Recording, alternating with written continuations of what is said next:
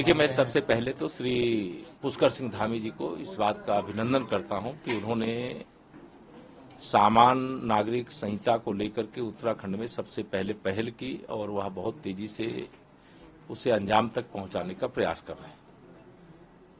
माननीय प्रधानमंत्री श्री नरेंद्र मोदी जी भारत के प्रधानमंत्री ही नहीं, देश के अभिभावक की तरह देश का हित और देश के लोगों का हित उनकी सर्वोच्च प्राथमिकता रहती है। और उसमें उन्होंने यह विषय जब मध्य प्रदेश की धरती से उल्लिखित किया तो भाजपा की दृष्टि से अगर मैं कहूं तो 3 हमारे वैचारिक मुद्दे थे। जम्मू कश्मीर से धारा 370 हटाना, अयोध्या में रामलला की जन्मभूमि पर भव्य मंदिर बनाना और सामान्य नागरिक कानून, एक देश में एक कानून बनाना। और उस दिशा में जो पहल शुरू हुई है, मैं पहले तो इसका स्वागत करता हूं। और इस देश की जरूरत है कि सबके लिए एक कानून होना चाहिए, किसी के लिए अलग, किसी के लिए अलग, किसी के लिए अलग।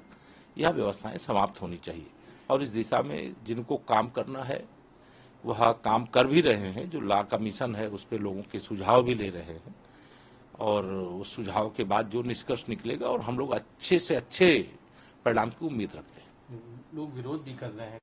कर रहा था क्या राम भक्तों ने सीने में गोली खाई है, लाठी खाई है, जेल गए हैं, तब रामलला का भव्य मंदिर बन रहा है। कोई धारा 370 हटाने का कोई समर्थन कर रहा था क्या? जो तुष्टीकरण की राजनीति करने वाले वो तो विरोध करेंगे, लेकिन किसी के विरोध के कारण से कोई अच्छा काम नहीं रुकता है।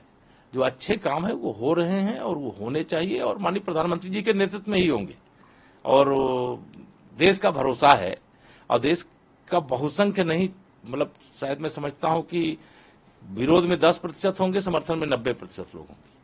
सर, बीते दिनों विपक्षी बैठक हुई थी पटना में, अब फिर से ये लोग मिलने जा रहे हैं। क्या लगता है इस बार जो कह रहे हैं कि संगठन में और लोग जुड़, और वो गठबंधन जो उसमें और लोग जुड़ जाएंगे, अखिलेश यादव को यहाँ लोग प्रधानमंत्री पोर्ट्रे करते हैं पार्टी कार्यालय के बाहर उनको? देखिए, भ्रष्टाचार करने वाले जो दल हैं, जिनके ऊपर कई लाख करोड़ के घोटालों के आरोप हैं, जो दल परिवारवादी राजनीति से ऊपर नहीं है, जिनके परिवार किसी का बेटा, किसी की बेटी, किसी के चाचा, किसी के भतीजा, जो राजनीति की सीमा रेखा इस लेवल तक ही है, वह सारे दल एकत्र हो सकते हैं। लेकिन मेरा विश्वास है देश की जनता उन दलों के साथ नहीं जाने वाली है। देश की जनता माननीय नरेंद्र मोदी जी के साथ थी, माननीय नरेंद्र मोदी जी के साथ है और माननीय नरेंद्र मोदी जी के साथ रहेगी। 2014 से बड़ी विजय हमें 2019 में मिली है और 2019 से बहुत बड़ी विजय 2024 में माननीय नरेंद्र मोदी जी को तीसरी बार देश का प्रधानमंत्री बनाने के लिए मिलेगी।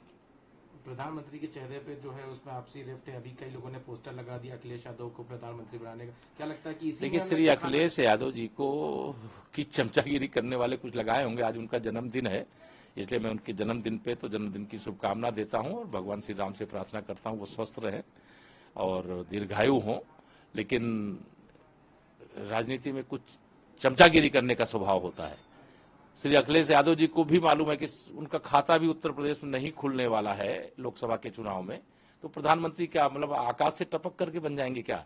लेकिन कोई पोस्टर लगाया, मेरी उस पर कोई टिप्पणी नहीं है। और जब तक चुनाव नहीं होते, परिणाम नहीं आते, तो दावेदार तो लगभग 3 दर्जन है प्रधानमंत्री बनने के, लेकिन देश की जनता का एक ही प्रधानमंत्री है, वो है श्री नरेंद्र मोदी जी।